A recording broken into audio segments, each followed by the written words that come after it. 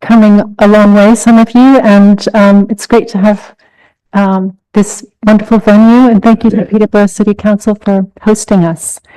I'd like to begin by welcoming everyone to this meeting of the Joint Venture and Peterborough Health and Wellbeing Board and Integrated Care Partnership Committee in Common here at San Martin House. My name is Susan van der Ven. I'm a Cambridgeshire County Councillor and one of the 3 co-chairs, together with... Good morning, John. I'm John O'Brien, Chair of the Integrated Care Board and one of the co-chairs. Hello, I'm Shabina Kiyum. I'm one of the other co-chairs. Thank you. Thanks. So I'll read the bit that I have to read. Filming and photography are allowed at this meeting, so please feel free to take pictures and use social media during the meeting, but please turn your mobile phones to silent or vibrate. The meeting is being live streamed. There's no fire alarm test. So if the alarm sounds, please leave the room. And I've been asked to let you know that these meeting rooms here have been booked for us for our use during the break, which is very nice. So if you have any calls or meetings or people you want to talk to, please feel free to use them. And the loos are out over there, and apparently you can get back in if you leave this room. Okay, so first, we've done apologies. Naomi, could you please read out? Thank you. Thank you. We've got apologies today from John Gregg, AC Martin Bruning, Dr. Mike Napton, Zoe Hutchinson, and Claire Higgins. Thank you. Thank you. Can you take any declarations of interest? No? Okay. Thank you. And the minutes of the previous meeting on the 17th of January, are there any comments on accuracy? No? Okay. Thank you. Right. So we'll take those minutes as approved. We'll now move to the main agenda. And I just wanted to say before we start that this morning's formal meeting will be followed by what promises to be an enriching development session by the Local Government Association. We've had some brilliant chats with them since the January meeting, so I'm personally really looking forward to that. I think they're going to help us break some rules and move away from conventions in pursuit of smartening up our act on behalf of the residents we serve. There are some conventions we have to keep following, and they'll be peppered in the agenda today.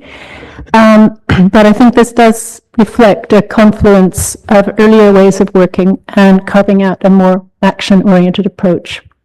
So I did want to say thank you to everyone who's been working really hard behind the scenes since that January meeting. So the first substantial item on our agenda is the Better Care Fund 24-25 Q3 report, but it also includes the narrative plan and planning templates for 25-26. We have Lisa Murray and Sandra Pedley here, and I think we have Caroline Townsend online. And what I'd like to suggest is that we take the Q3 report as read, but perhaps members have questions or comments on that. Do I see any? No. So what I'd like to propose that we do is spend our time maybe a little more concisely than we have allocated on the agenda, because it's quite a heavy agenda. But I think it'd be very useful. You're going to give us a flavor of the narrative plan and planning templates that will obviously require a lot of discussion after this meeting today. But this is one of the things we are required to do. Okay, may I hand over to the presenters? Oh, hello, can you hear me? Okay. Yes. Yes, lovely. I'm actually going to share a few slides up. So I'm going to pop slides on the screen and talk you through. Sorry. Actually, Karen, we're just going to try and raise the volume, unless it's just me. Okay. That's not often people say that my volume needs to be raised.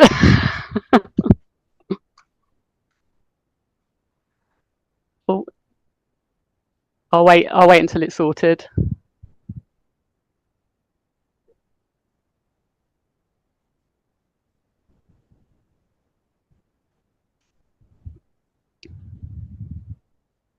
Okay, do you give me a try and just spell it out, How's please? How's that, Susan? Is that better? Don't be shy. Be louder even. I'll be louder. Shall I shout? Can you see my screen? Is that sharing okay? No, but Ah, we have the report okay. in our agenda pack. Okay, no worries. We will also this presentation will also be published as well afterwards. So I'll talk through the main points and equally the presentation will be shared afterwards because there's a little bit more information in there. So if I just provide a bit of an overview in terms of the ask for Better Care Fund planning for 25-26, which is a 1-year planning cycle. We only recently received the ask from NHS England along with the Better Care Fund policy framework and planning guidance on the 30th of January. So we have very tight timelines, taking into account that we also need to get various approvals before submitting, and we need to submit our final plans to NHS England on the 31st of March. Just to give you an overview of some of the key areas of change from the plan, the Better Care Fund objectives have been reset slightly to align with the NHS 10-year plan objectives. So we have 2 national objectives now.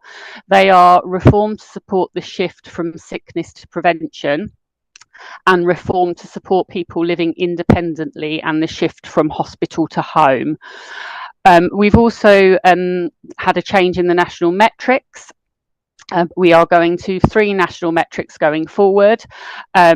And only one of them remains the same from what we currently have. The new metrics will be non-elective admissions to hospital for over 65, the rate per 100,000, the average length of discharge delay for all people who are leaving hospital, and we continue to have the admissions to long-term residential care for over 65s. In terms of the funding this year, I think I have mentioned at previous meetings that we were expecting the discharge funding to be unring fenced. So that has actually happened. The local authority discharge funding has now been combined with the Improved Better Care Fund funding stream, and that creates a new Better Care grant. So we now have the one grant funding stream for the local authority in relation to that, and that means that we have got more flex in terms of how that money is utilised. It doesn't have to be all for discharge, but it does need to support either discharge or urgent emergency care flow. And the ICB's element of the discharge funding has been added to the NHS minimum contribution, so that is now unring fenced. We have had no uplift to the what was the discharge fund, the Improved Better Care Fund, or the Disabled Facilities Grant, but the Disabled Facilities Grant does continue at the including the additional allocation that was put in this year. In terms of the NHS minimum contribution, which is the sort of main element of the BCF that's passported through the ICB, that is much lower in terms of uplift than we have had in previous years. In previous years, we have had around about 5.6% uplift. This year, we've only had a 1.7% uplift on that. And it has been mandated by government that that full uplift be passported to social care. So essentially, there has been no uplift to health funding, and that translates to a 3.9% uplift to social care. What I just wanted to sort of introduce you to as well is the concept. There's a very strong recognition in the policy framework and guidance that the government is asking us to utilise the Better Care Fund to outline how we will align and move to neighbourhood health model. So there is a very strong focus on actually moving to that neighbourhood health place-based provision. The focus that in 25-26 we are being asked to do is very much supporting around people with complex health and social care needs who require support from multiple services and organisations, with a focus on how the NHS and social care will work together to prevent those people spending unnecessary time in hospital or care homes, with a view that actually then things start to widen out more and more to much more around strengthening primary and community-based care and connecting people in future years. There are a number of core components in which have been published as part of the neighbourhood health guidelines. There are 6 core components, and many of which I think we could say that we are starting to make some inroads into, but obviously a lot more further work needs to be done as we move forward. But just to summarise them, they are population health management and how we use that to shape services, modernising general practice in line with the standards that have been released, standardising community health services, again in line with the national standards that have been released, neighbourhood disciplinary teams and MDT working, an integrated intermediate care offer with a home first approach, and urgent neighbourhood services. In terms of what this means for planning for 25-26, and what I wanted to just talk to is probably some of the principles that we are looking for agreement to in terms of our planning approach for this year, is very much that place-based continues to be at the heart of our integration vision. I think we need to recognise that we are on a journey and we are going to be building on the good work to date, but we need to continue to develop that and take that further. And we will also be looking at kind of learning from the local evaluation that we had from the Better Care Fund and recognising the opportunity for system change. We know that we need to do some significant change over the coming years to transition to the new model of care and how that links to place-based delivery and local place-based partnerships and what we're doing in terms of social care, etc. But recognising that that is a phased transition that will take a period of time, and that we also need to ensure that we've got the strong foundations in place to enable that transformative change. Given that there are a number of significant pieces of work planned for 25-26, which will be happening throughout hopefully the earlier part of the year, that will inform that future approach. So some of the work that we've talked about previously, like the Pathway 1 development, there are some wider reviews happening in relation to the wider system and how we will best develop and deliver at place-based, etc., and community services. But recognising that those pieces need to happen, and recognising that we have very limited uplift as well in year, so we have limited new money to invest, and we need to move to how we utilise our money in more effective and different ways, that we see 25-26 very much being a transition year to enable us to start building those foundations and to start taking steps to more significant change in 26-27. Just quickly though, I think it's really important to just outline though that I think there are some definite opportunities for 25-26 and that enable us to build on the successes that we have had today and implement some of the learning. Some of the particular things that to note are that we continue to do what we are doing well, and we continue to kind of deliver that and develop that. So there are some specific examples around that. The BCF has funded the High Impact User Project, which will continue to expand and deliver throughout 25-26. Obviously the work that's really good work that's going on currently around place-based provision across both Care Together and integrated neighbourhoods, some of the work around our Home First programme, etc., and how we continue to kind of do some of the more build on some of the enabling functions that we've already started to put in place, like the public health management data sets and the shared care record. I think we have an opportunity to strengthen our local delivery and governance to make sure that we're setting clear and accountable future place-based priorities as we go forward to support how we transition to that new model of care and more neighbourhood health-based services. And we're also exploring opportunities to how we can shift some of the focus to prevention. So for instance, some of the social care uplift, we will look to invest more in sort of prevention areas to sustain some of the increased reablement capacity, some additional occupational therapy capacity, etc. And we also recognise that there is more flexibility with discharge funding this year. So as we go through the year, that gives us more flex to stop things and or use things more effectively. So the ask from the board today is obviously very keen to have a discussion around thoughts that I've presented and some of the information, but the formal ask is that we are asking for your approval to the principles in terms of the plan that I've outlined prior to our submission to NHS England.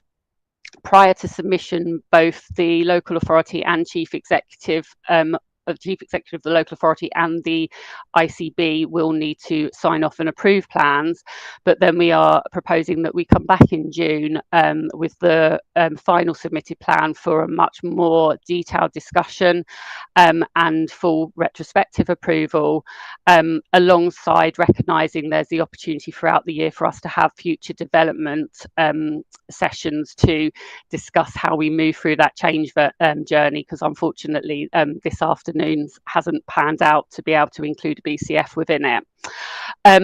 So I will stop presenting at that point, and I would like to sort of hand over to questions and thoughts.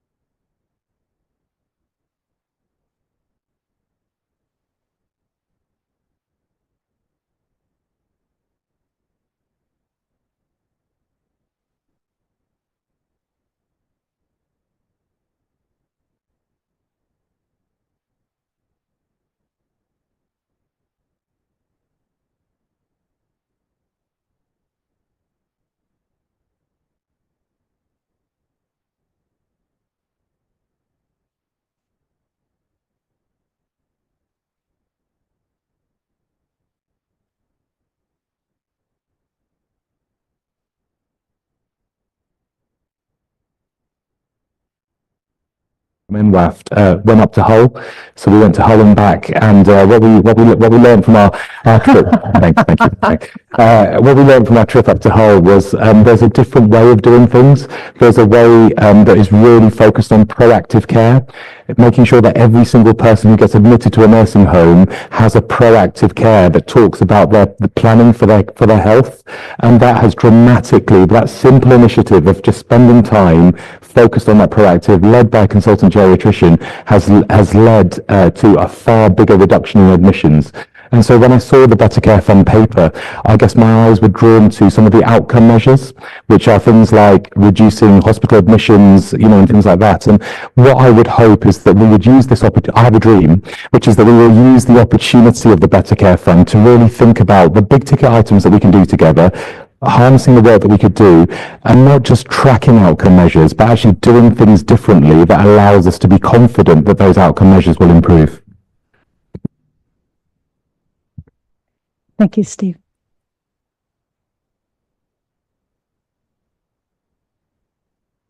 Is that working now? It is. Thank you very much. Just a couple of questions, if I may. In the financing arrangements for the acute sector, particularly in next year, there is an incentive, £150 million, I think it is, for achieving and surpassing particular targets around urgent and emergency care. And given that some of the objectives in the Better Care Fund are quite similar to achieving that level of performance, I wonder whether there is any intention to put incentives into achieving these metrics within the Better Care Fund. And secondly, noting the changes to the GP contract, which have just been agreed nationally, again, many of the same ambitions are in that set of changes to the GP contract as are in the Better Care Fund. And I wonder what mechanism we have to connect more effectively those changes and changes in behaviour and approach within GP practices on the back of the GP contract and what we do around the Better Care Fund. Thank you. Hey, would you like to come back? Thanks. Mine feels very far away. I think that's a brilliant, hello. I think it's Kate Vorton, the ICB, Chief Officer of Strategy Integration. I think that's a brilliant point, and I think just building on what Neil's dream, this is a significant kind of document in terms of aligning a lot of the, as you're saying, a lot of the conversations that we're currently having and the work that we're doing around place and understanding actually from an integrated neighbourhood perspective, working with colleagues. I can't see Patrick around the table, I think he's at the back, working with colleagues from local authorities and districts to understand actually how do we use all of the levers that we've got to be able to influence these metrics. And I think we're not at the beginning of that journey at all, but actually the kind of machinery, which is part of what we'll talk about later this afternoon, that's going to be required to have that oversight and to drive through sort of actions in the right area that we can see as having a line of sight in terms of impact, I think is going to be the key focus for 25-26 for us. And I think it would be hopefully in the longer term vision for this group being able to bring some of the outputs back for discussion here, I think will be really material as well. Jan. So I think it's really brilliant that we're starting to see some coherence between all of the conversations, and that's what I've just heard even in that exchanges. There is now alignment that we are getting between everybody's objectives, and I think that's brilliant. And I think that point about maximising all of the assets to make sure that we are using all the levers we've got is really important, because we know that things come down differently, don't they? So we will all be asked to do similar things in slightly different ways, and what I'm hearing here is that actually that is starting to converge into a single way. Not all there yet, but getting there, which is really positive. Just because it's my job, I have to just be really clear on we can't agree this today because we haven't agreed the ICB financial plan, and we are not in a position yet where we are anywhere close to declaring a financially balanced plan. And so I am fully supportive of the direction of this, but just on the technicality of it, until we are close to closing our financial gap that we currently have, which is very significant, we're not able to sign any financial commitments off. Anyone else? Oh, sorry. Thank you. Nick, would you like to go ahead?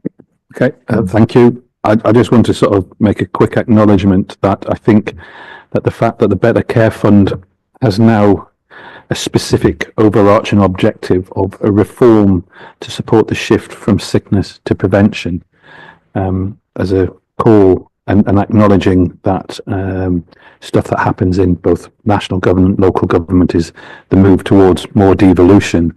I think going forward, whatever decisions are made, and I appreciate there will be financial points made by Jan there, that to me, when I see that writ large, is the absolute focus as to where the direction of this group should be moving towards.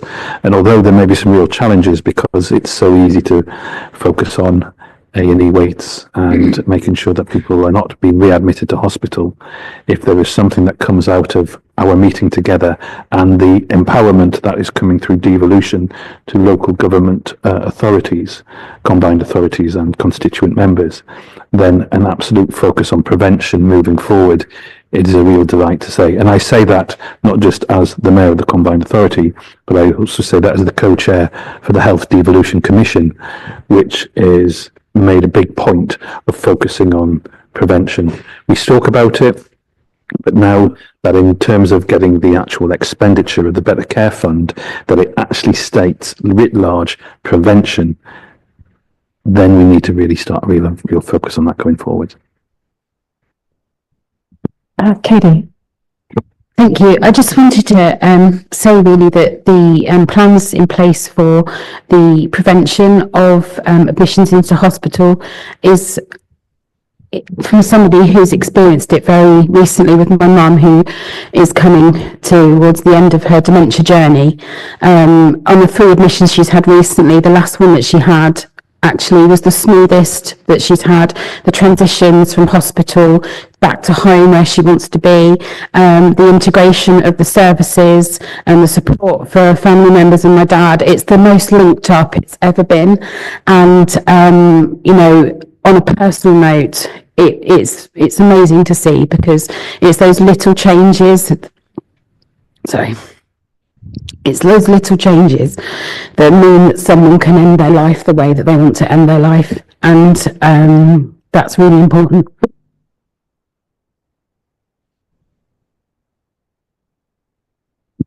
Thank you. I think it's appropriate that we're in a building associated with movement and transport. I believe this is an old railway site. It does feel like we're moving somewhere. Thank you for all the comments. And did you want to say anything, John? I only wanted to say, Susan, that building on I think the sort of positive intent everyone's shared, be really good to make sure that we ink in that wider session to sort of talk about the development and give ourselves plenty of space, because picking up Caroline's point about the transitional nature of the year, it'd be good early in that year, I think, to be able to have that conversation about how we're shaping it going forward. As Jan rightly says, technically we can't, you know, I think the paper asks us to sort of delegate this anyway to the chairs, but that will have to be after we've reached a position on the financial plan. But I don't think that takes away from the very positive direction of travel. Richard. Can I just ask John or Jan if there's a timescale on that? I'm just wondering if we can't have certainty today, if we can know when we will be able to get to certainty, and if that might have any knock-on consequences for the Better Care Fund and us doing all the paperwork that we need to do and all of that. So it's not intended to be a barbed question, but I do think that we need to know that there won't be any unintended consequences of delay. So I think we are required to submit our final plans by the end of March. Yes. I can't 100% guarantee what the reception of that will be, but Jan, I think that's right, isn't it? We've got at least 2 board meetings in the next 15 days. Yeah, so we've got a significant gap as it stands right now. We are working hard to do everything we can to close that gap. But until we are obliged to submit a break-even financial plan, which we're not doing now. So if by the end of March we are still not at break-even, then we won't be able, our plans effectively won't get signed off by our regulators. So I think that's kind of standard. We're just not used to it because the last few years we haven't done that. But this year we are in a more tricky position with our finances. Okay, that's obviously a big picture issue and not really this item, so I hear that and thank you for sharing it. But could we ask Caroline if there are any consequences for the Better Care Fund, which is what we are discussing, with that delay? Yes, so we also obviously have to submit Better Care Fund plans by the 31st of March. On the conversations that we have had with NHS England and the BCF support team, they've been quite clear that there won't be any extensions to Mission Day. Ministers are being very proactive about the plans needing to be in by the end of March.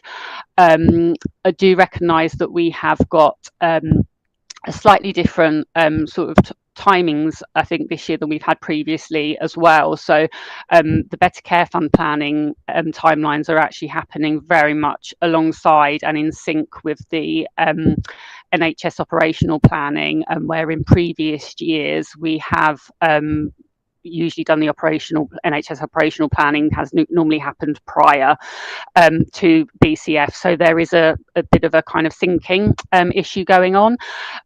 What I would say is that if we are in a position that we're not able to approve our plans locally and submit them by the 31st of March, then that would put us into a escalation process with NHS England, where they would be looking to work with us around ensuring that we've got agreement and getting those plans in place.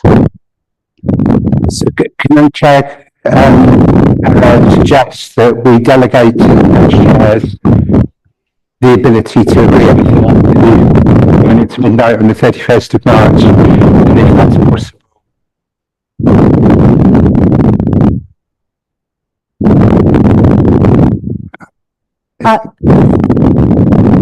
I think that's the warning, the thunder, if we don't get our submission right. Thank you, Caroline. And I was going to suggest exactly that. The recommendation is you're asked to delegate a virtual sign-off, and we obviously got to work out how to get this right. And we did talk earlier about being stuck with certain rules and conventions. Somebody higher up needs to work out those rules and conventions if they want us to play ball, I think. So,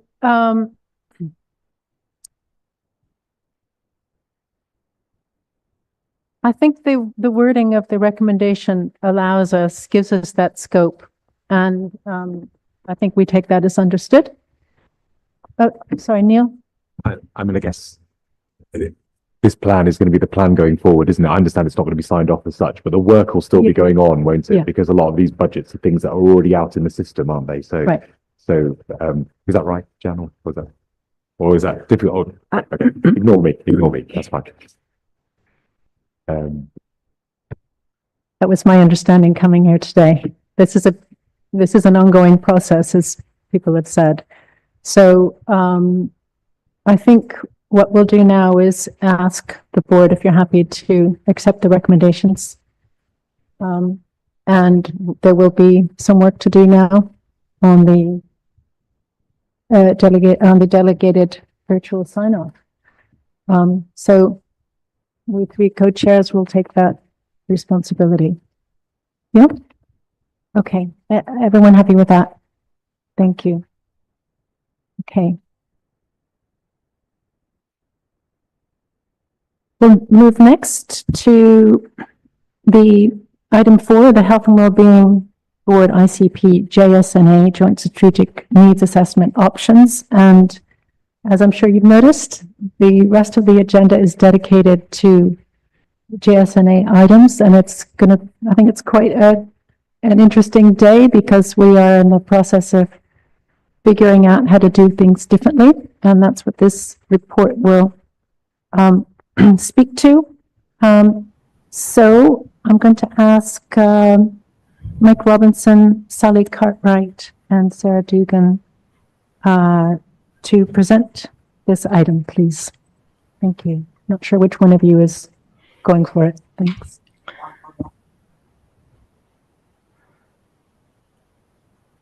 So I think, Chair, I'm going to present it on behalf of the DSPH. So for people who don't know me, I'm Sarah Dugan. I'm an interim consultant in public health in Cambridgeshire. I will try and share some slides, if that's okay, to help talk through this. Just get it onto slideshow. So at the last board meeting, we had a discussion about, or you had a discussion about JSNAs and some feedback about having quite a lot of JSNAs coming to the board with lots of recommendations, some of which are very high level, and a concern that that isn't always leading to actions and improvements in outcomes. So we were asked to go away and think about how we could do JSNAs differently, and that is the purpose of this slide deck. So I'm just going to refresh everyone's memory on what a JSNA is and how they should be used as part of the statutory process, the difference between a JSNA and a needs assessment, a reminder of the priorities of the board and how JSNAs have supported these, and then the options for different approaches and a proposed way forward. So the JSNA is meant to describe and consider the current and future health and wellbeing needs of the population.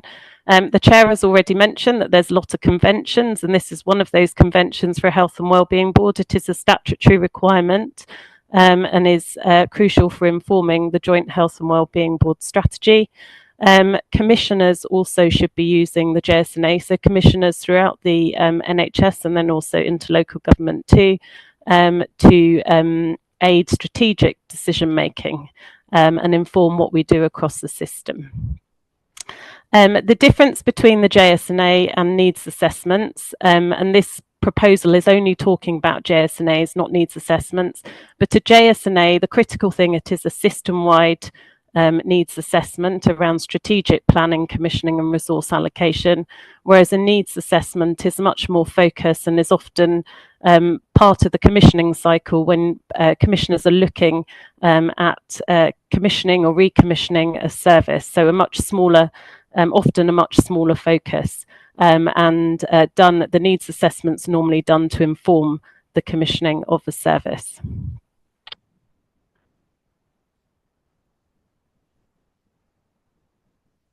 Oh, okay. Sorry. I don't know whether I think there's IT support. I don't know whether, because it's moving on my screen. I don't know what to do.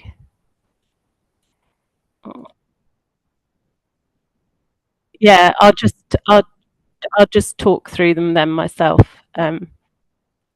Okay, so sorry, so I'm on slide 4 at the moment. And I've added in the Health and Wellbeing Board overarching goals, which, as people will be aware, the first one is to have the better outcomes for children. The second one is to reduce inequalities in death, and the third one is the number of years in good health. And the Integrated Care Partnership with the Health and Wellbeing Board has set out a very clear outcomes framework for measuring it all, and there's a really nice diagram which shows all of that. So in terms of all of the priorities for the Health and Wellbeing Board strategy, there have been 3 big JSNAs that have supported 3 out of 4 of those priorities. So they are the Children and Young People's JSNA, which you heard about last time. In the latter part of last year, you had the Healthy Places JSNA, which supports the priority about creating a healthy environment. And then in the last meeting as well, you had the Mental Health JSNA. The area of work that has not had a JSNA, and one of your priorities is to reduce poverty through better employment, skills and housing, is that priority.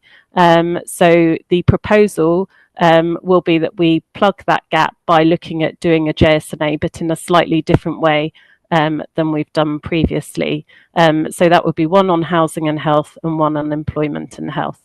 Running across all of the very subject-specific JSNA is an overarching JSNA, which is on Cambridgeshire Insights and is a dashboard with some narrative, with some of the key points about the population and inequalities and outcomes.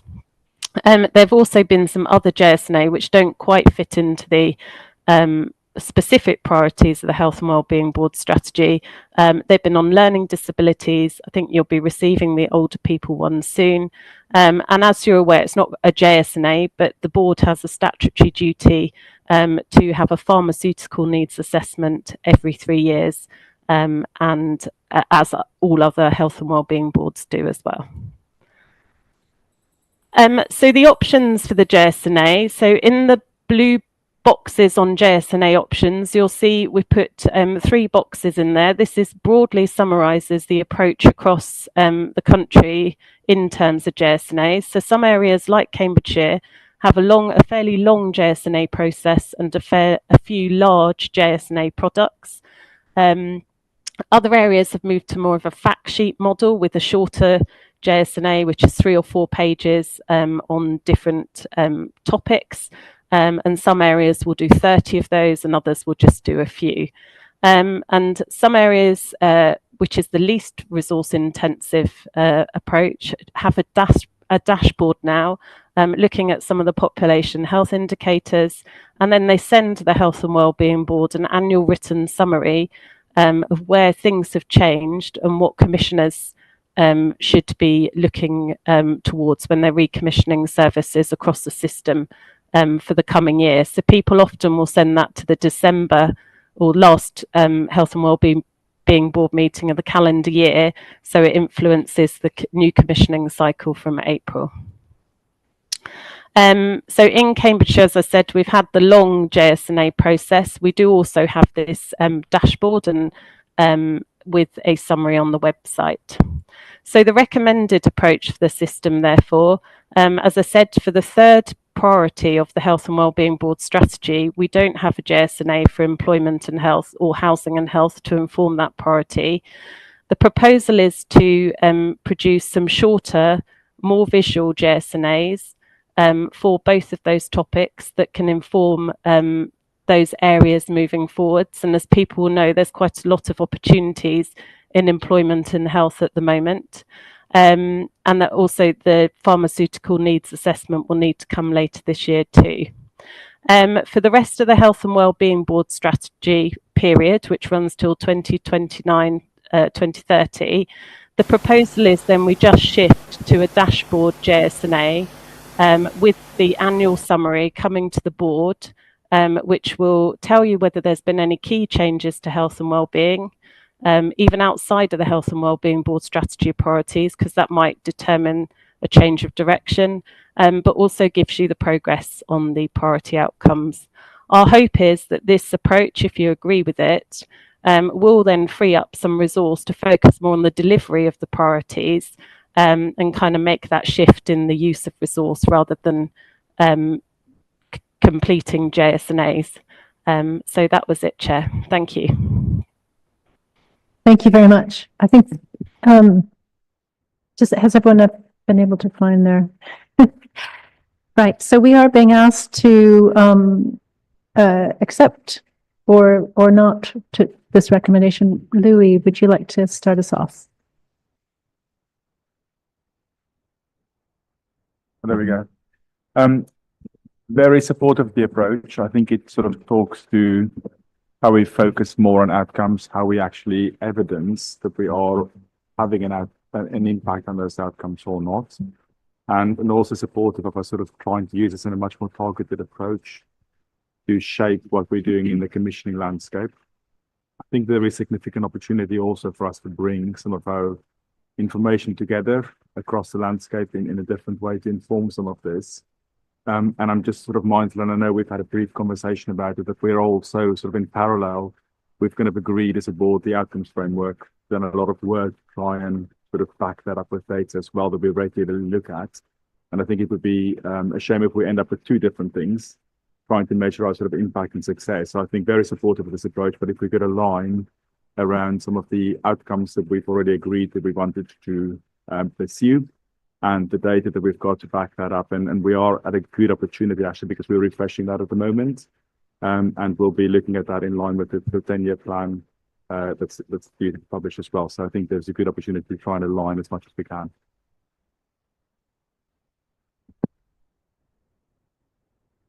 Jonathan. Thank you, Chair. Jonathan Jelly, Health Watch. A lot to commend, I think, in what's been written and presented, but just two quick macro points from a Health Watch perspective. We think what's slightly missing is a structured feedback on the loop of services. There are metrics around the outcomes for the system, but not so much around the services themselves. And I think, secondly, the word that's quite buzzy is co-production, and we support that principle. There doesn't seem to be an explicit mention of co-production other than in the learning disability redesign and care in the community papers. So we'd like to see co-production more across all of these outcomes. Thank you, Chair. Thank you. And thank you for, I should have asked at the start if people could introduce themselves and where they're from. There's plenty of time still to do it. Patrick. Thanks, to you. Chair. Patrick Warren Higgs, I'm the Exec Director for Adults Health Commission in Cambridgeshire County Council. Just going to carry on from Jonathan's point, really, because I think I like the proposals, and I think it's really helpful to see it as a dashboard rather than continuing to see different JSNAs. Suppose the point I said last time here is about the so what. So if I move my mind from health and wellbeing board into the ICP, how are we going to use this to demonstrate that we're really using the JSNA to inform, shape services going forward?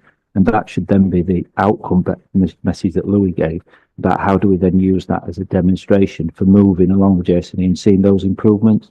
But we shouldn't just see it as a tool that tells us the state of the nation. We should be using it as a mechanism for how we build our strategies and deliver into a delivery focus, and using that to inform where our priorities are.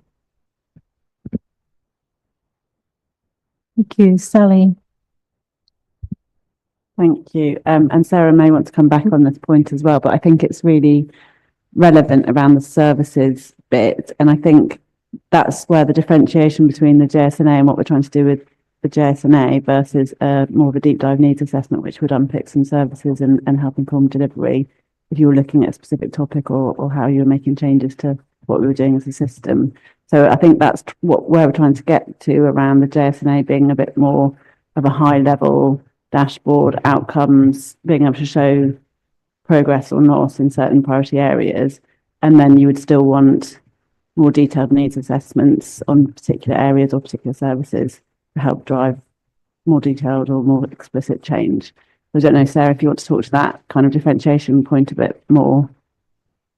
Yes, thanks, Sally. I think that's right. And I think it's getting that balance between how much resource we put into the JSNA versus then how much time we spend on that more detailed work.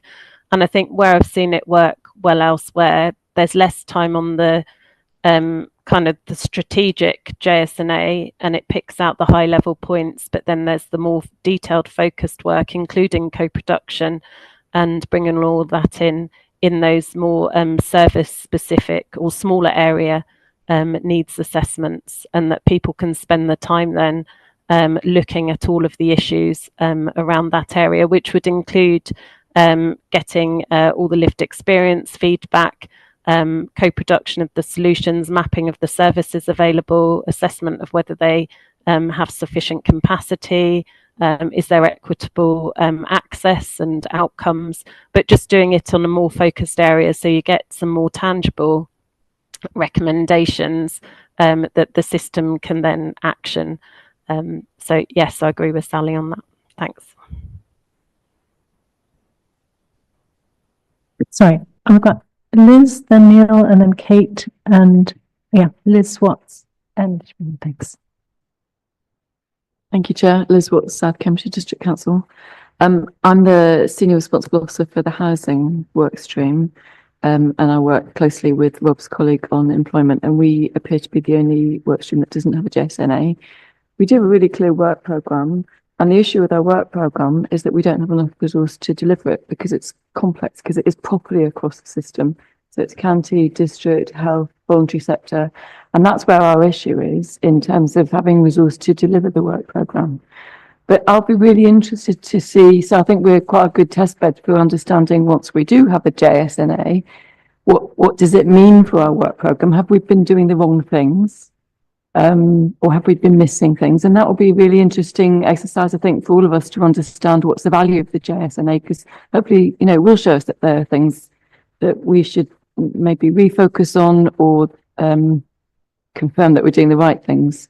So I was really pleased to see the change, excuse me, I don't have a temperature, the change in the approach in terms of shorter JSNAs, which are more focused on helping us to deliver.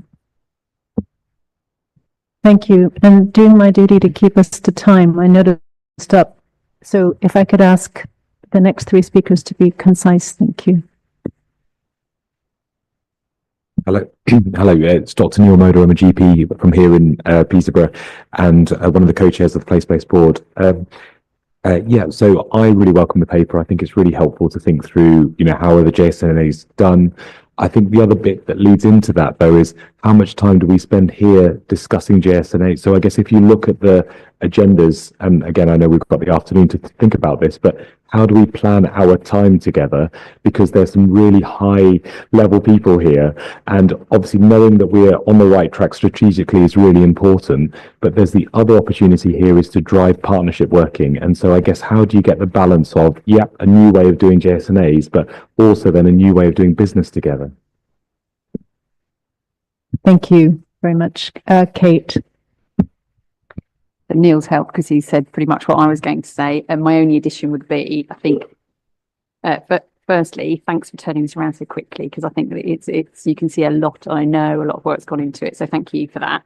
And the second point, I think our analytical capacity in our system as a whole is a really, really important resource, a really important bit of capacity. So I think the more that we can integrate our approach across all our teams, because we're all looking at roughly the same things and trying to evaluate the same things. So I think being able to see this work as a bit of an engine room that kind of our teams are collectively supporting and using, and then we are, to Neil's point, then using forums like this to then springboard our decisions based on the data that's coming through.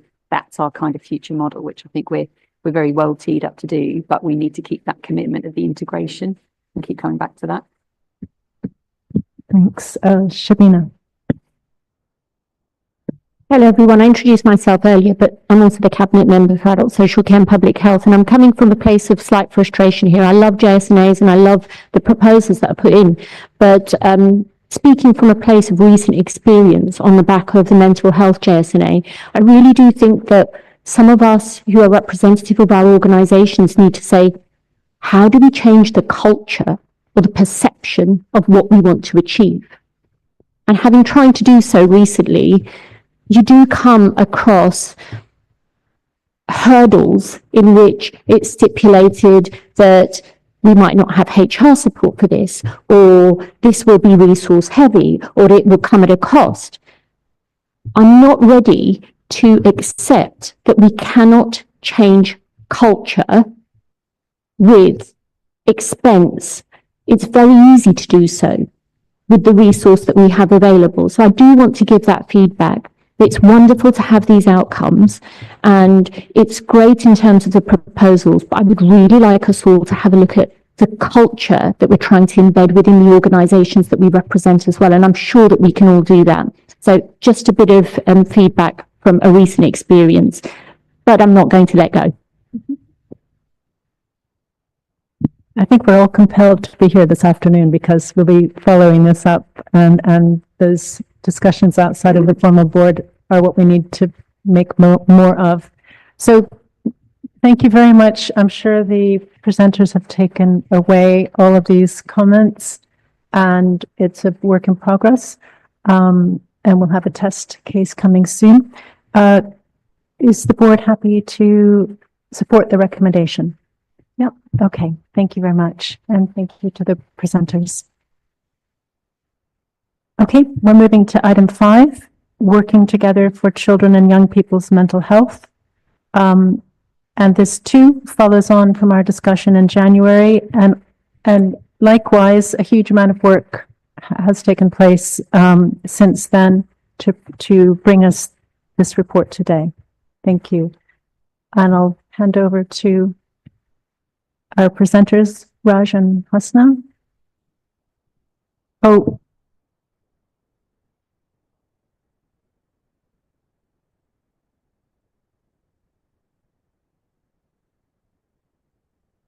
Sorry, I'm just going to add, if you could give a fairly concise presentation to allow time for questions. Thanks.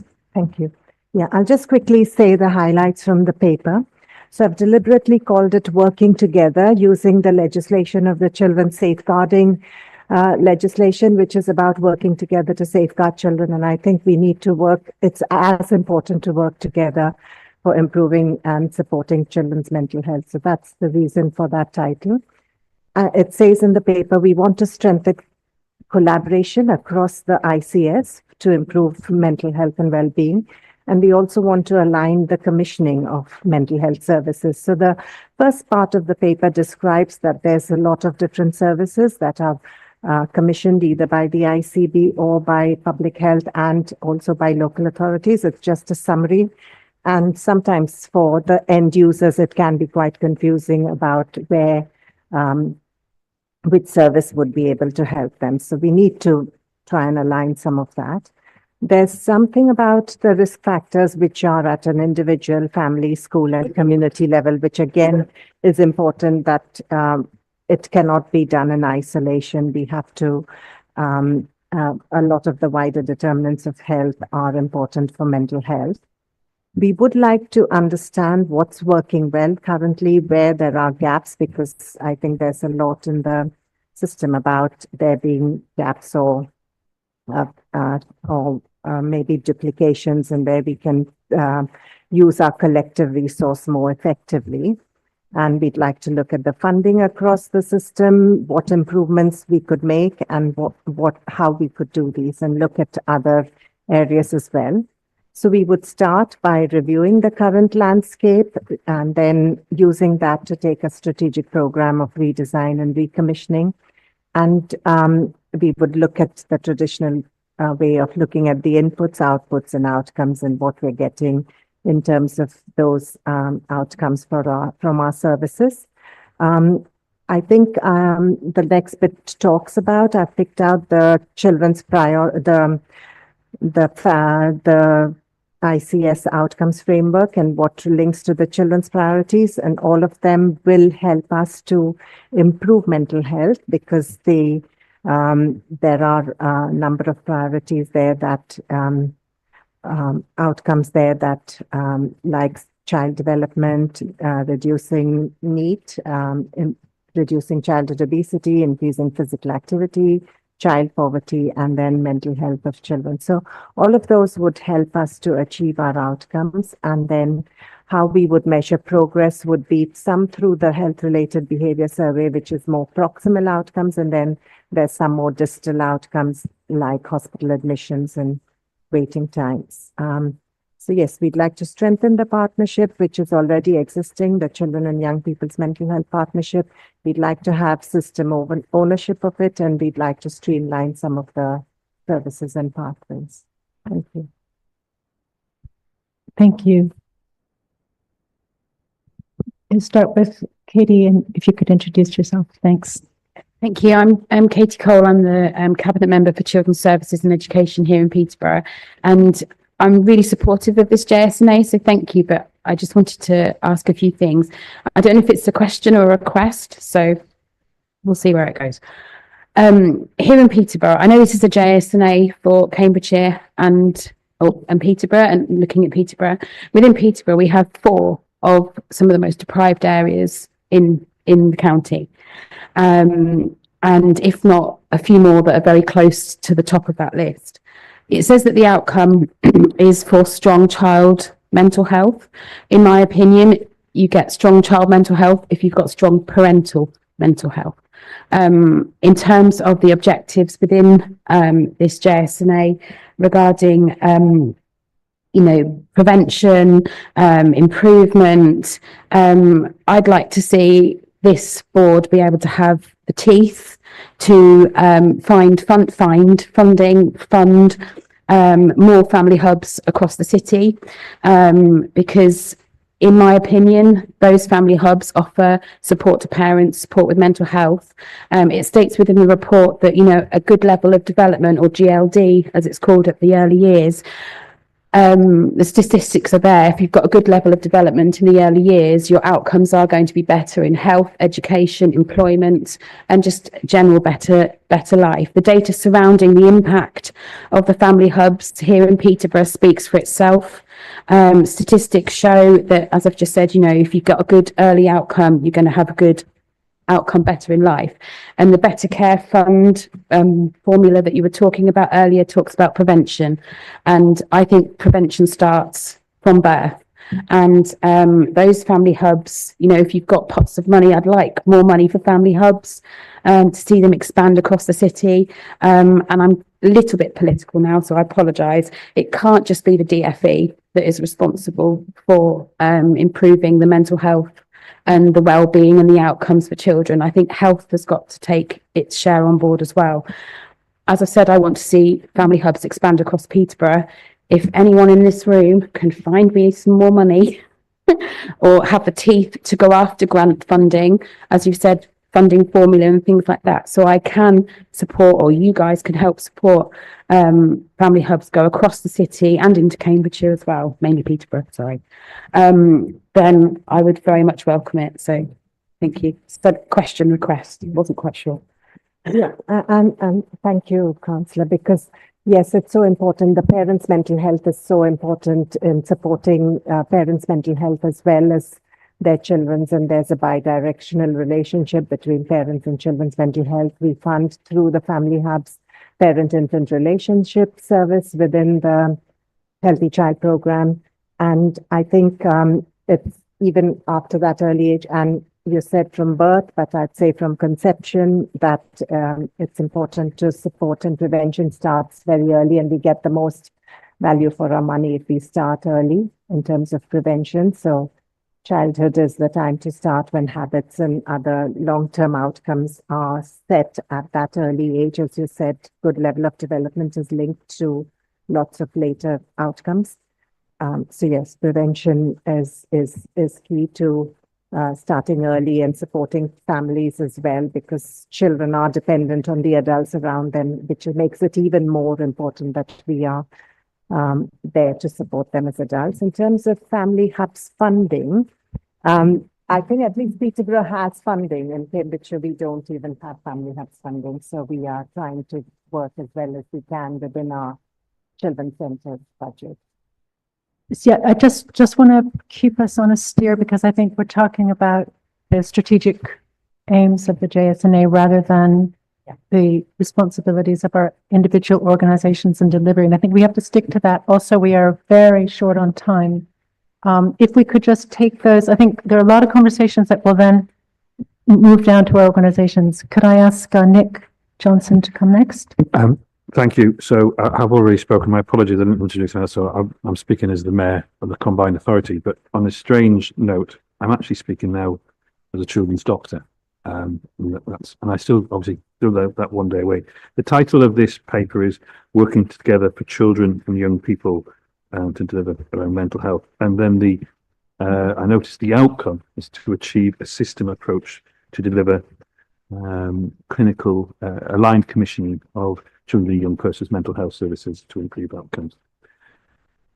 If I reflect over the last 25 years on paediatrics, the biggest challenge, the transitioning process for those moving out. Not to acknowledge that there is an absolute tsunami of mental health problems for children younger and younger, but one of the biggest problems over all the time, a huge majority of them start in sort of mid-teens, late teens, and then there's this problem when somebody turns 16 and then 16 to 19.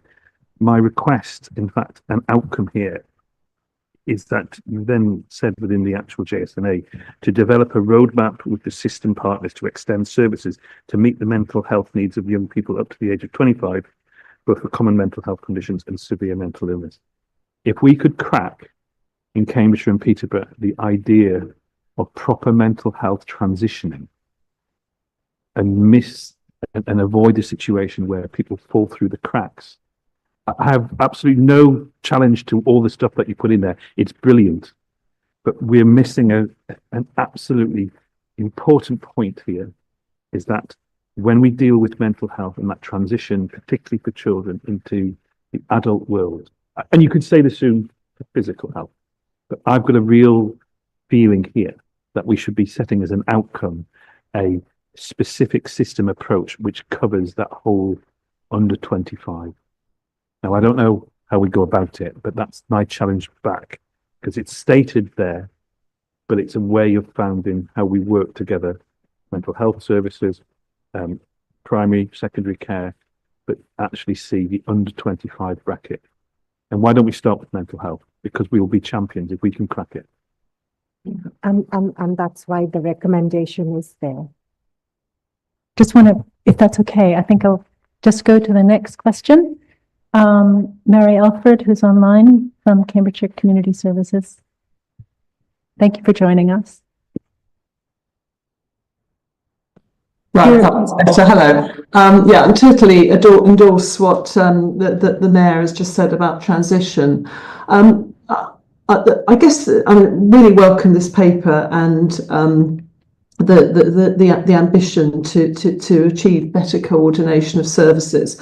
I think what this brings out is the complexity of the current environment, and I guess I've got two pleas as you look at this again. Firstly, what can be done to make it much simpler for young people, for patients, for families to navigate. It's a very complicated picture at the moment.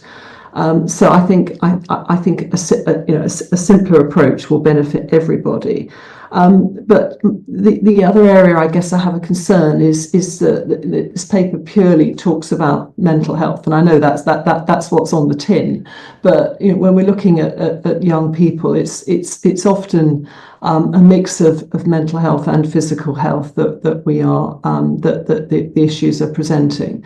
I guess a plea that not only we go forward with a simpler commissioning landscape, but also we look at how we can achieve a better integration of physical and mental health services for children. I guess one of the things I would commend if you are looking at this again is some of the work that's been going on in Norfolk, where for children there's an integrated front door between access to a whole range of statutory services. And it's just a much simpler referral process for professionals, but also for children and families to then be directed to the service that's right for them, rather than specifically having to go down a mental health or a physical health route, because for a lot of young people it isn't that straightforward. And I think going to Nick's point about transition, I think the more integrated the provision can be to get to that point of transition, then the more informed everyone is for the right transition package for that child or young person. The final plea, I hope that the funding will still be there to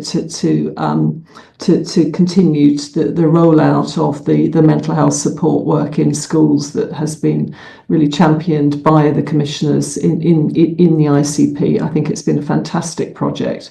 I know the original ambition was to have all schools covered by 2030. I think that's brave, but I think it's the right thing to do. And I hope as part of this that ambition can continue to be deliverable. But a great piece of work, and great thanks, I think, from all of us at CCS for the work that Raj and others do in this really important field. Thank you very much, Mary. And I think we have one more question before we draw to this one to close. Thank you. Thank you, Chair. So, hi everyone, I'm Rob, Chief Executive at the Combined Authority.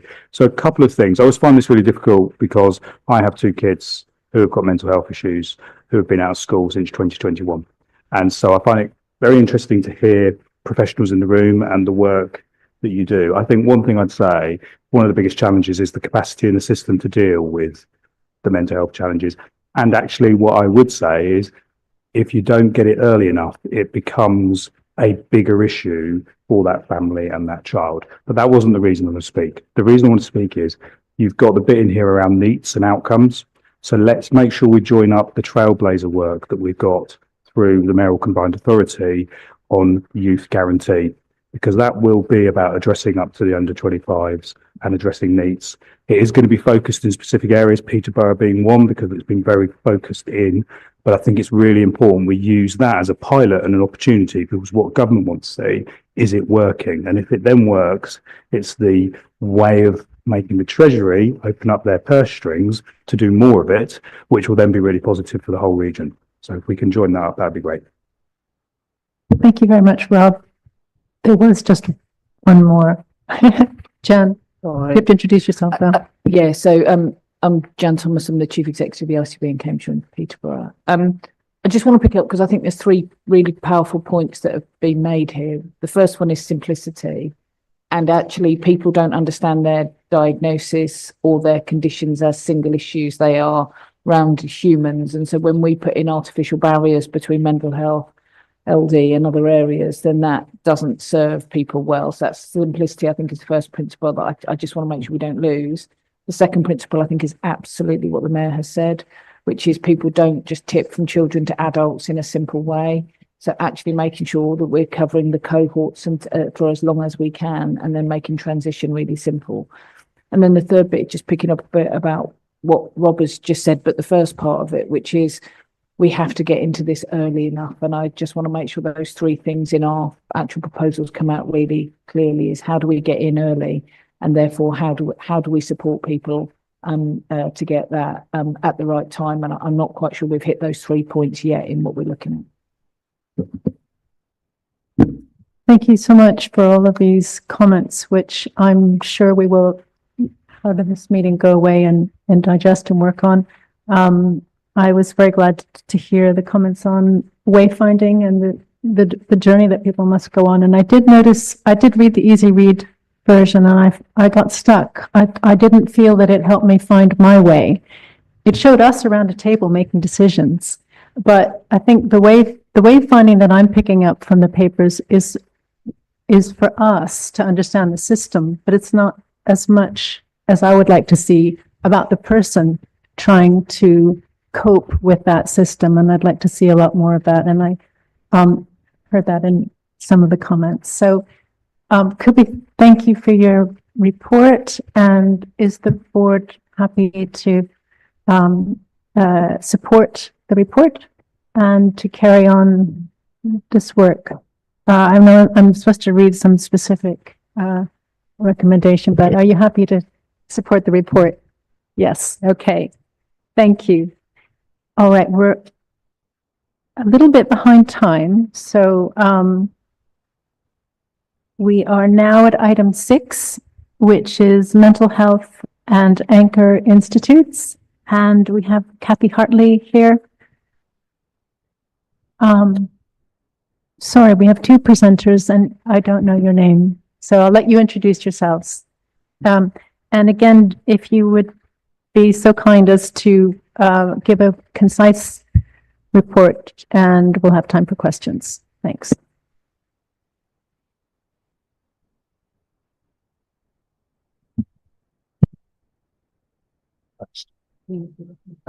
Thank you. I'm Kevin Garrett. I'm supporting Kathy. I'm the Anchor Programme Manager for Mid South Essex Foundation Trust, but I've been supporting NWAP in particular in terms of thinking about how they move forward their anchor institution ideas, and on behalf of Cambridge and Peterborough. Hello everyone, excuse my voice. I'm Kathy Hartley, consultant in public health at Peterborough City Council. So I just wanted to say that this proposal here is around anchor partnerships and the anchor system for Cambridgeshire and Peterborough, but it really came about from, well, it was brought here due to the mental health GSNA, and one of the mental health GSNA recommendations was to have a system-wide partnership of anchor institutions, and that's why we're discussing it here. So it stems from the mental health GSNA, but it's not a new concept. And there's, as Kev has just said, there's been quite a lot of discussion in the system already around anchor institutions and anchor partnerships and an anchor network. So I just wanted to refresh everyone's mind about what is an anchor institution. And it's really the concept that there are many large organisations around Cambridgeshire and Peterborough that are firmly embedded in our community. And there's an opportunity then for that the fact that they are large organisations, large employers, to really commit and enhance the social value and well-being of the communities through the work they do, and by becoming a partnership together to really understand and to grow that social value and foster growth and sustainability. So this proposal really to the Health and Wellbeing Board is to have the Health and Wellbeing Board endorse and facilitate and support an anchor partnership or an anchor network, and also potentially to provide some governance around that partnership.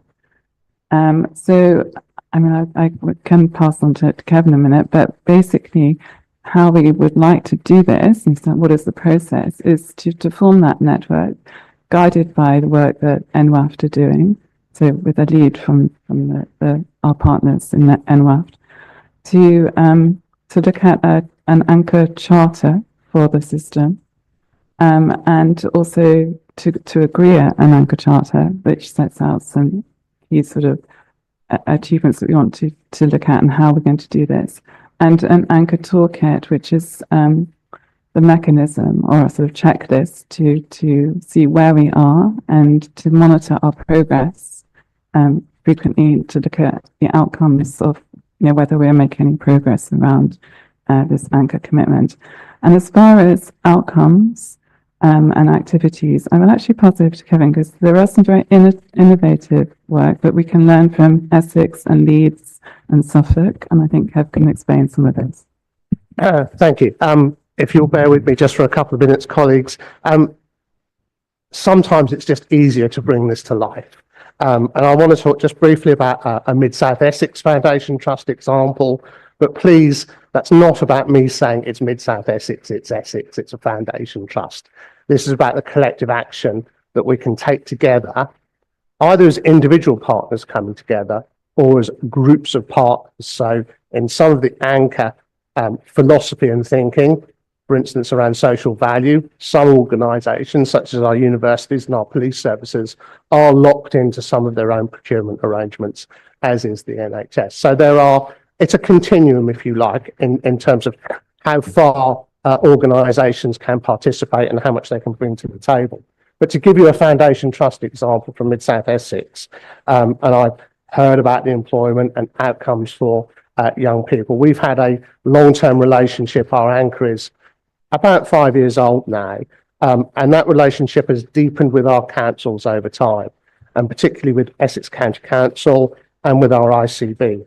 So with additional support from the Foundation Trust, in the last year, we found the money together to do paid placements, and this was before the Get Britain Working guidance and some of what's now come to pass, to provide paid placements for 4 months for care leavers and for people with long-term conditions. And I'm just sort of using this by way of an expression of the leverage that our large anchor organisations can provide. So of those 18 people, 17 of them have got work with us. And we're talking about people with relatively low outcome thresholds. That's we were quite stunned, to be honest. We said, what's the measurement here? And we said, well, we'll try it in a way. And it's been a huge success. But in terms of cost alone, it's probably at the top end of a connect to work type intervention, but that's still, by comparison, really good benefit. So I just wanted to, I can see we need to move on, but I just thought I'd try and bring it to life in real terms for people.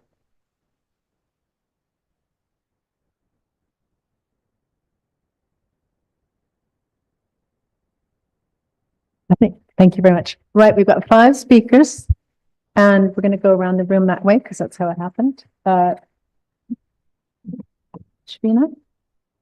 if you could be. I've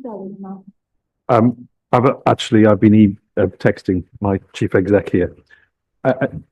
Congratulations, sorry, Mayor, Combined Authority. Congratulations, what you've done. Essentially, you're doing the job of a combined authority there. And it's a good thing, but what I'm trying to say is I read this paper before coming here, and I thought, this is it. This is it. This is what we need to be in the room for. And obviously, Rob will, I know we will come in. But it's interesting, you've obviously talked in terms of Essex. You haven't got a combined authority in your local area. You mentioned Leeds. I don't know about the work there because you would have a combined authority.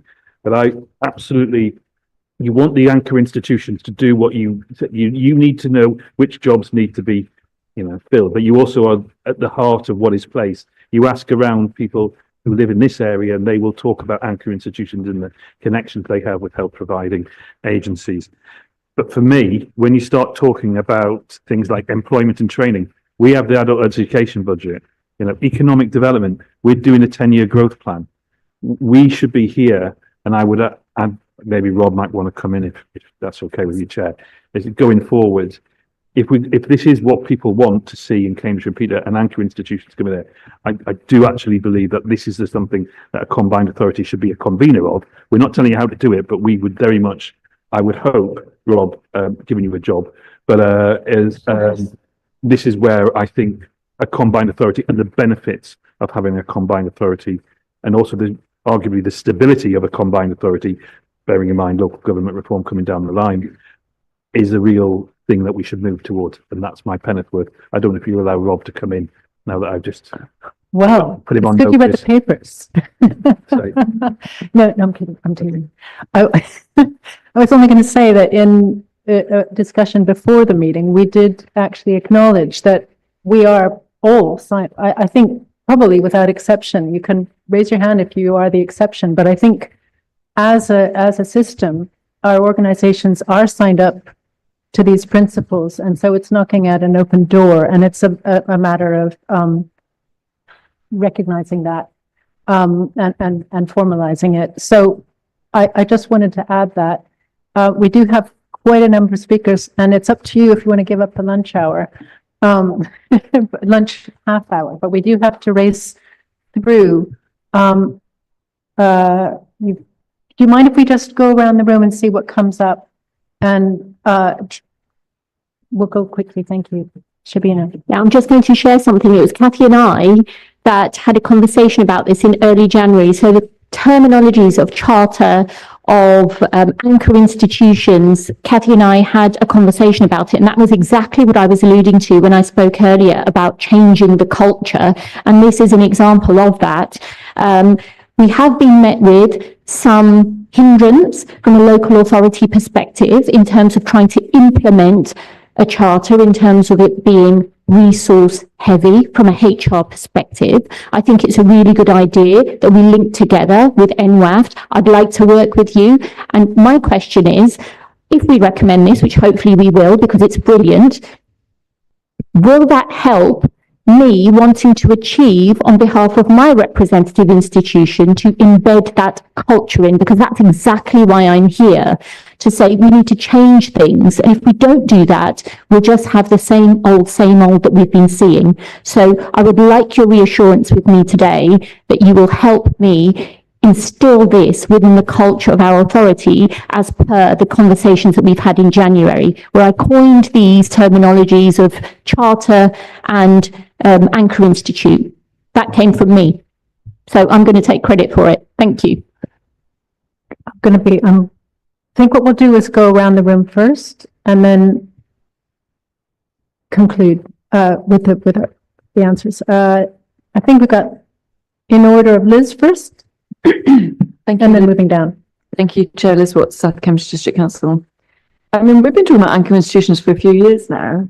I remember having a conversation with Jan about it in the Chief Execs group ages ago, and I'm really pleased to see this paper coming forward. I have, I think, probably 3 points to make. The first is completely understand that it's led by, because it's come out of the mental health JSNA, it's led by 2 partners who work in mental health, and that's great. And for me, that's the kind of pilot. But as soon as we bring in other organisations, the better. So we want to be able to learn from this experience and bring in other organisations. We've done some work in our district council on work placements for care leavers, and they are incredibly resource hungry, which I don't think we should underestimate. So my main concern, my only really concern about this paper is the fact that under the resources section, it says there's no direct request for resources. And I think that's a mistake, because I don't see how you can implement this. You know, as Councillor has said, HR departments run a mile at this sort of thing because they are really time and resource hungry.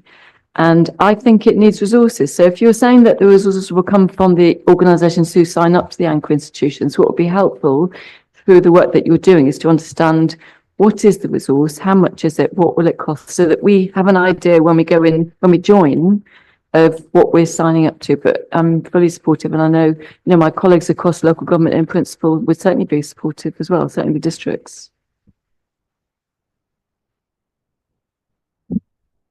Thank you very much. Is it me?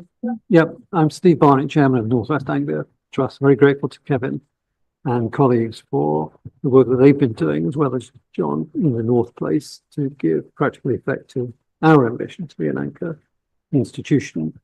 And we have signed a number of partnership agreements now with other local partners, universities, local authorities, and so on. But a good case in point, I think, is the investment of not far short of £1 billion, which is going to go into our new hospital at Hinchinbrook. And we've been in discussions with partner organisations about how we maximise the benefits from that huge investment into both the local economy, but also more broadly across the system. I think most of us have the ambition to be an anchor institution. What we often don't have is the means of giving that practical effect. And we are using partnership agreements to be able to do that.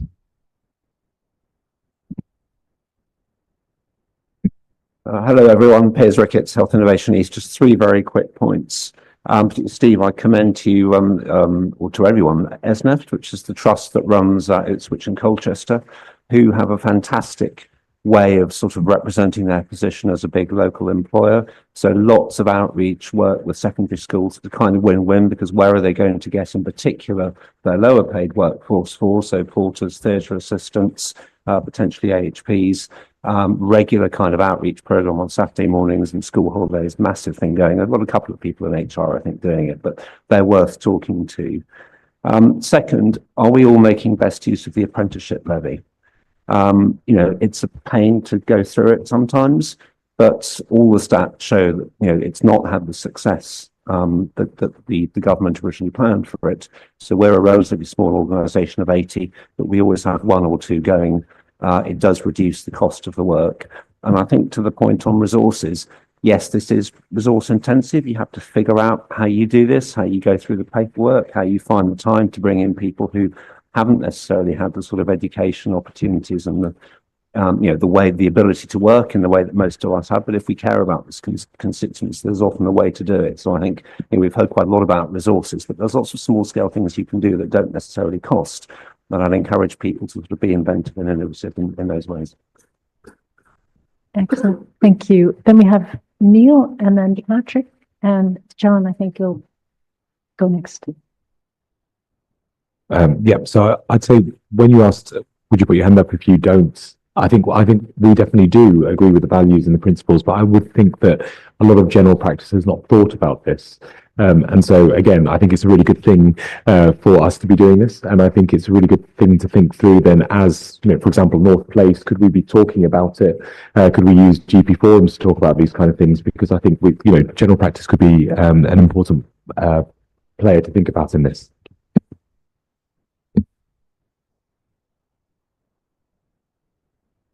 Thanks, Chair.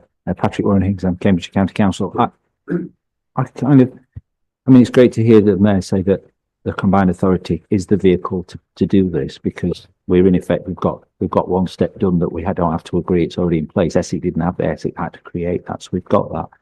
The bit for me is I appreciate Liz's point that there are human resource implications, but actually when you look down the appendices, which is the right hand box, which is what will the activities and outputs be, they're all things that address the wider determinants of health, about employment, education, housing. So it's something we should be doing. If we aren't doing it in this, the combined authority's got to do it in some way, and this gives us a framework to do it. So I think we've got to almost find the resources and recognise that there might be some difficult decisions of what do we stop doing. But this feels like the right vehicle in terms of the combined authority leading that piece of work, where we all together with major organisations come together to how do we address those activities and outcomes. Thank you. And then to John, and I didn't mean to leave Rob, you can have the final crescendo, but do you want, Rob, over to you. So I don't know how I follow what the Mayor's just given me as a new task. But no, I think it is important. So I think what I was going to say is actually I think we need to join up some conversations, and I'm not looking to take the whole lead role. We can work together, I think, and it's really important piece of work for us all. So yeah, I think we need to link up the teams a bit on it, and the skills especially. So John O'Brien, Chair of the ICB, Co-Chair of the ICB. I'm absolutely for the power and potential of the anchor institution concept. It's great to hear the work that Kevin's doing and Essex joined together with Kathy. So absolutely, I think the right thing for us collectively to be doing. I always worry about multiple and overlapping initiatives if that dilutes. So I think this conversation has been helpful in that as we think about how we take it forward and governance, exactly the point that Rob and the Mayor and others have made, I think we just do need to do a bit of mapping to see how this nestles about how we do it. So I'm absolutely for the concept, but not for several multiple overlapping versions of it. Okay, so that's a job for outside this meeting, which is a good long list, which is good. I just want to say thank you so much for this report. Did you, are you okay if we then take the conversation to to one of those little rooms actually shortly, metaphorically? Thank you I think you've knocked at an open door. It's really encouraging, especially in this area, which we really grappled with at the January meeting. So thank you so much for giving us that sense of direction. Do you want me to hold on for lunch? I think would so, that be helpful because to people? if that's okay, Yeah, because it's fine. otherwise I've kind of I'm not done very well on timing. If that's all right. Yeah. Thank you. Yeah, we have two more substantial items. Item 7, the update on the health of adults with learning disability, JSNA, and then the older people's JSNA. And both of these items predate our endeavor to alter the way we present our JSNA work. So we're kind of looking at the past, and it's a useful kind of contrast and reflection. So Emily Smith, thank you. If you could give us a very concise presentation, thanks. Sure. So my name is Emily Smith. I'm consultant in public health for Peterborough City Council, and I'm presenting both items. So if we take the update item first, so some of you may remember we brought the original JSNA on health of adults with a learning disability in October 2023. The JSNA contained a number of recommendations to individual organisations, and in response to those recommendations, partners around the room were asked to develop action plans. Those action plans were brought back to the board in March 2024, and the agreement was that it would be an update on the progress against those action plans in 12 months' time as part of the board being able to see the impact of the JSNA work. So what I brought today is the detail essentially of the update against the action plans. I think the high level summary would be that delivery against the action plans has been undertaken by individual organisations, but held within the framework of the Mental Health, Learning Disability and Autism ABU, which has also held some of the system transformation work that the ICB has put a significant amount of resource into over the last 12 months, and which has started to think about operationalising a number of the recommendations within the JSNA. I would say there has been really good system engagement from partners in that group and with delivery against recommendations. And part of the reason for giving the level of detail within the report was partly just around transparency and accountability so that you can see what's happening, but also I think to recognise the good work that's happened amongst kind of your teams in the system, actually, because I think people deserve a lot of credit for the way in which they've engaged in those recommendations. When we had this conversation within the ABU last year, my view was that organisations should think of this as a 3-year time horizon at least, because of the nature of some of the recommendations. And therefore, my recommendation would be that there is a further update brought to the board in another year's time, which would be year 2 of those 3 years, to see the update on the progress that's been made. And then you can hopefully track the journey of how things are being implemented. We're happy to take any questions. Thank you. And it's a really impressive piece of work. As you say, you've provided the evidence for transparency, and it is a very substantial document. Someone made the comment before the meeting that if we hadn't asked for this report to come back to this board, there would have been no accountability for it. And so you've provided that. And I agree personally with your suggestion to come back again. And it might be interesting to see how the presentation can morph into the new way of working if possible. Do members have any questions on this one? Thank you. I just wanted to, as it were, second what you just said. I think I take John's point that he made, that he worries about overlapping systems of accountability. And one might have thought, well, this is learning. This has got a clear scope around people with learning difficulties. We've got an ABU.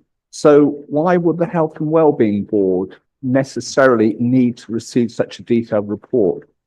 So I think that's something to just reflect on. I agree with you. I hope that the board will agree to have a further update in 12 months' time. Thank you. Kate. I think it's important to recognise how this work runs alongside the work we're doing around the ABUs, because you're absolutely spot on, Mike. That would be the most logical approach. But I think there's a lot of conversations at the moment around how the ABU is functioning, how the future of the ABU, how we morph into the partnership space from a collaborative perspective. And I think, again, to keep referencing this afternoon, in terms of when we kind of are talking about what this board receives, I think we need to be really prescriptive on actually what needs to come to this meeting and what we are asking the ABUs or that partnership board arrangement to do on our behalf. So I think there is just the clarity point as well running alongside. Excellent, thank you. And I see Mary Alfred online. Delighted to see the kind of profile given within the ambitions around improving oral health for people with learning disabilities. But I guess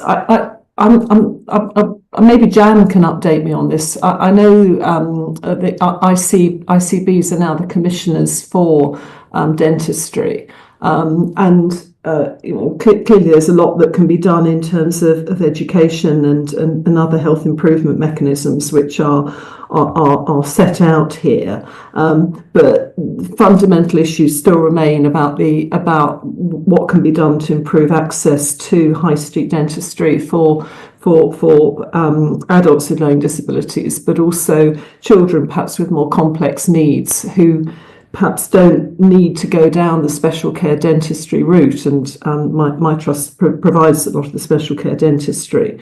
But we see children and then young and then adults with learning disabilities who could probably be treated successfully within a high street setting.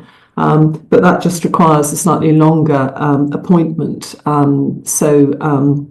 Getting the incentives in place for high street dentists to provide that support. And so just be grateful for an update really on where things are with improving the commissioning of high street dentistry and to take better account of the needs of people with learning disabilities. Thank you, Mary. Kate is going to give you a quick answer. Quick, the emphasis on quick. Hi Mary, it's Kate here. I spent a brilliant Thursday afternoon last week with your team in Peterborough. So I heard, with important people. Really important people, yes, with Mr. Streeting. And I think it must have been my favourite afternoon I've had since I joined the system in September, arranged by Shabina, who kind of skillfully choreographed the whole thing. But I think your point's really well made, and the team had so many ideas along the same lines about what we need to be doing differently. And I've recently taken on dentistry as of January. So we've already got a pilot running to look at how can we support the contract. So we've got that, we can widen the net in terms of who can do the slightly more specialised work, but then the mentoring and support of teams like yours in that to build confidence and allow us to understand what capacity is going to be really important. But I think we've got a community of practice which is now emerging around our dental providers, which I think is starting to open up conversations like this. So I think this year is going to be a really important one to how we kind of dovetail that work into the broader health and social care, LD agenda, etc. So yeah, I don't have a succinct answer, but I really feel that we've got a good team, including your own staff, who can help to work through that now. Thank you very much.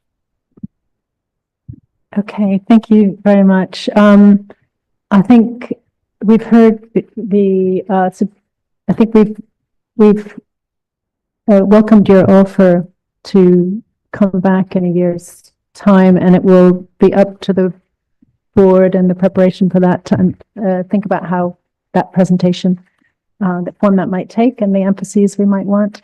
But I think, is everyone happy to support that report?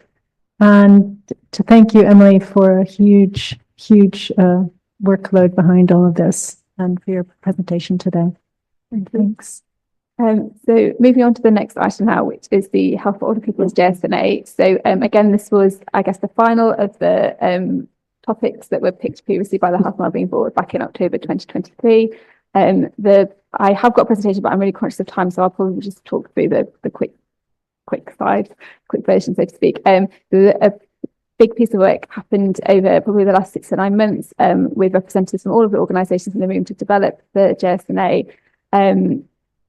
There are, again, it sets out a number of recommendations to individual organisations. It sets out a number of recommendations to the system, and I think one of the questions perhaps for discussion here is, who is the system? Is that the Health and Wellbeing Board? Is that North and South Place, for example? And then I was also asked if I could fill out a couple of priorities for the board to focus on should it wish to. And the two that I would pull out, the first is physical activity. And the reason for pulling that out is it is an outcome in the ICF outcomes framework in terms of increasing physical activity levels in over 65s. And because for me, with a kind of whole population hat on, it is an intervention that has benefit for everybody, for all older adults, regardless of complexity of need. And I think it cuts across the work of all of the partners around the table. The second that I would pull out is the focus around reasonable adjustments in mainstream services. And the reason for that is because that is a recommendation that's come up in the LD needs assessment and also the mental health needs assessment. So if we're looking at kind of how does this board focus on high impact actions, that's something that I think would have significant benefit for a high number of service users with complex needs. And it allows, I think, the people in the room to give something that where actually you could see real tangible change and real tangible benefit for local people. So I'll kind of stop there and invite questions because that's conscious of time. Thank you so much. Yeah, apologies that you've had to come at the fine, end when we're rushing more. We do have our directors of public health and directors of adult social care. I don't know if you'd like to add a comment. Any of you would like to add a comment here? Sally? Yes.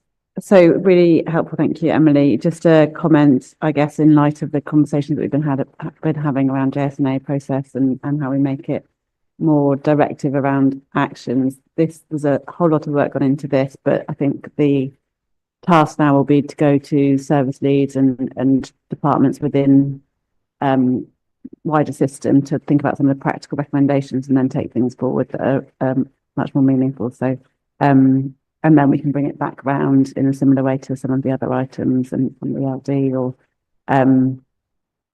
the items that we've had on children, young people and anchor institutions, and really say, if we're going to pick up one of these as a system, what do we need to do about it? So we can take it forward in that way now going forward. That sounds like a good plan. Louis and then Patrick. I was just going to say it's really helpful, and I think the report pulls out a number of sort of key things that we should be focusing on or are already focusing on. I just think it's worth us noting that this is one of the biggest strategic risks that is facing us as a system in terms of that aging over 65 population and the next 15 years. And it is going to hit us in 5 years' time. And so I think there's a lot of conversations happening with lots of colleagues around this table in terms of how we really and meaningfully intervene in really different ways across and because I think we've got a 3-year window to kind of get into the right shape to be able to deal with what's coming. And so I think it's really helpful report. It's a really important agenda item, and I think at some stage we need to step back to it to make sure that we are actually doing everything that we can to get ready for what's coming. Thank you very much for that, Louis, Patrick, and then Neil. Thanks, Chair. Well, I think it's a really good report, and I think 2.1, the key findings of the focus where we need to be thinking of Louis' point is around the demographic changes and the growth there. We talk about older people, but there are people on the edge of not being classed as an older person that we're not thinking about, and actually they'll soon become an older person, and how we're dealing with that on a preventative basis. And then I think it's interesting in terms of the use of services, and it shows significant number of older adults over 65 who just don't use technology. And I think we often talk about the use of AI and tech in terms of addressing people in a preventative approach. But if we've got a significant proportion of our population not using that, I think we've also got to think broader about how do we support people to become much more digital literate, and therefore utilising some of the apps and some of the ideas that we're talking about and thinking about, that they can use better services in the future to both support themselves in a strength-based way, and how we also think broader than just around health and care services. I think we've got to think broader about how we support them as a system. Yeah.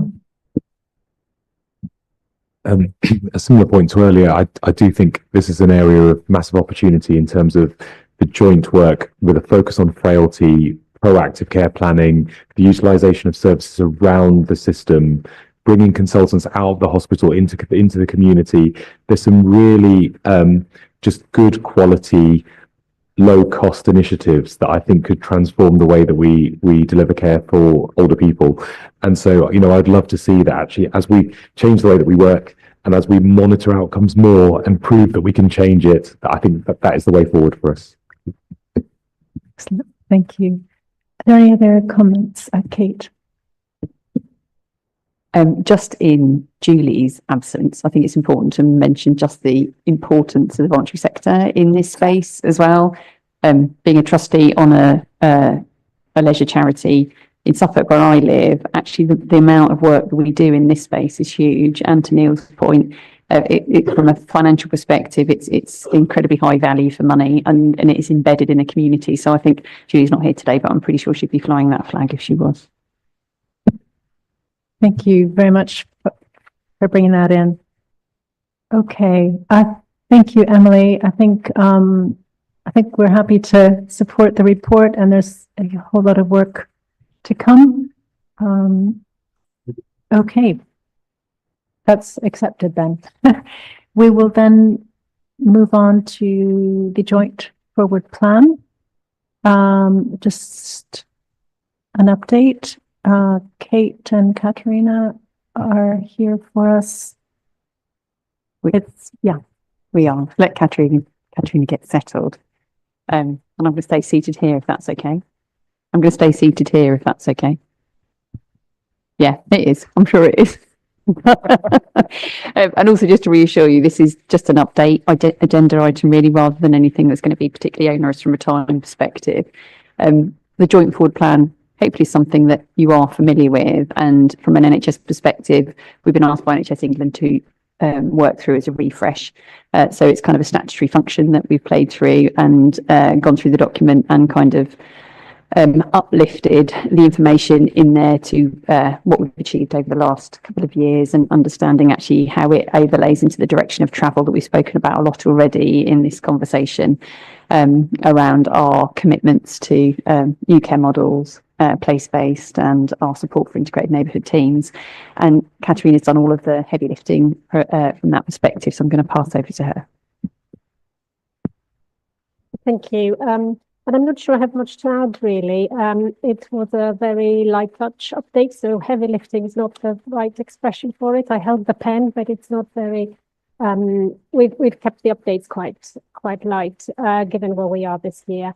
And basically, 3 areas. One, kind of updating the introduction and the conclusion to acknowledge the kind of current policy context, the key themes that we expect will be in the 10-year plan, which we're already working on, locally and regionally, just strip out any out-of-date references. And finally, the main thing has been to just update the delivery examples from 24-25.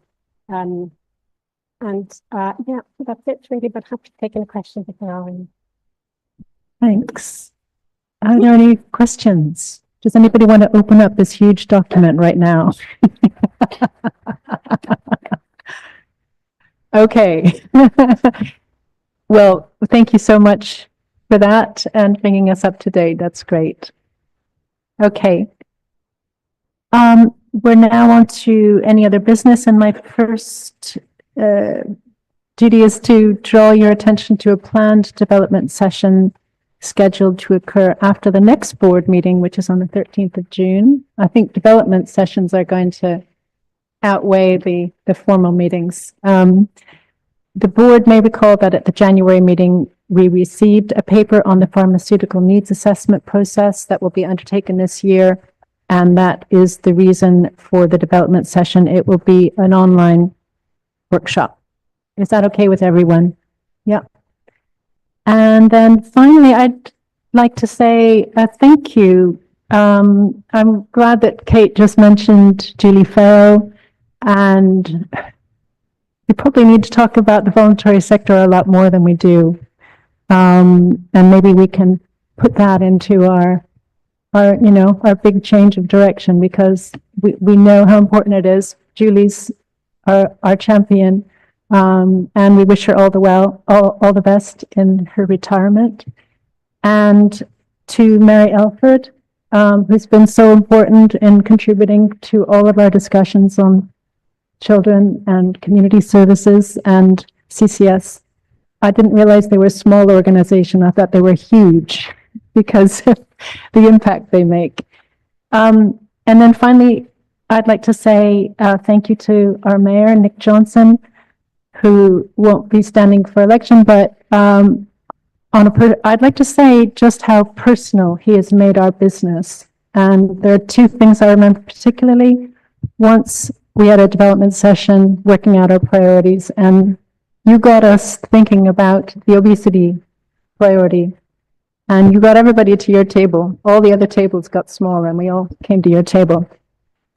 And then the other thing, this is quite local, but I asked you once if you would come down and ride bikes with a primary school team in the division that I represent. It was one of the rainiest days we've ever had, but Nick came down with his bike, and we all went around on our bikes, and he went home absolutely, well, we all went home soaked, but smiling. And that is what I will remember from your time as mayor. And John. Susan, I have some other business as well. And I think a number of people around the table will know that you are stepping down as a county councillor at the beginning of May. Long time as a county councillor, and also a long association with health and wellbeing and the Health and Wellbeing Board in its various incarnations. But in particular, it means that today is your last day as co-chair of this particular joint forum of the Health and Wellbeing Board and the ICP. And you've been absolutely critical to nursing this body into existence as one of the co-chairs. As we've seen this morning, you have been restless about seeking to sort of improve the way we work. And we know that that is born out of your real passion for creating the conditions for better health and well-being for residents and for communities right across Cambridgeshire and Peterborough. And we've, I think, all of us so admired not just that passion, but I think also the insight you've brought, the sort of sense of connectivity to local communities and the assets that they bring to this story, which has been so important. And also, I think, just the sort of fundamental decency and integrity with which you've gone about your work and all of your public service. So, Susan, we're really going to miss you. I'm personally going to miss you because you've been a great source of support and encouragement to me over the past 3 years. And I will miss those coffees at exotic garden centre locations across Cambridgeshire. But I think we're all going to miss your contribution. We wish you well for the future. We know that you're carrying on with some public service and that you are carrying on as a district councillor for the next period of time. And I'm sure you will continue to be a formidable advocate and convener of those communities in South Cambridgeshire that you are so close to. But today we wanted to mark the fact that this is your last meeting and to say an enormous thank you for the contribution you've made.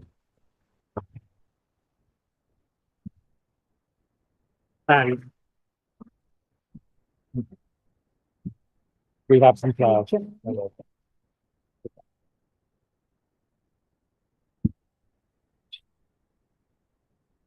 Well, I just say thank you. You make it all sound easy. Yes, this is a huge privilege to have been part of this group, really. Slightly terrifying. But you've all made it, you've all brought it down to earth. And yeah, I wish the board all the best. It's going to be a fascinating time ahead with lots of opportunity. Thank you so much for the flowers and the lovely words. Okay, I think I have to officially draw the meeting to a close. So the meeting is, and we're right on time. Okay, when we'll have a break and then we'll have our afternoon session. Thank you.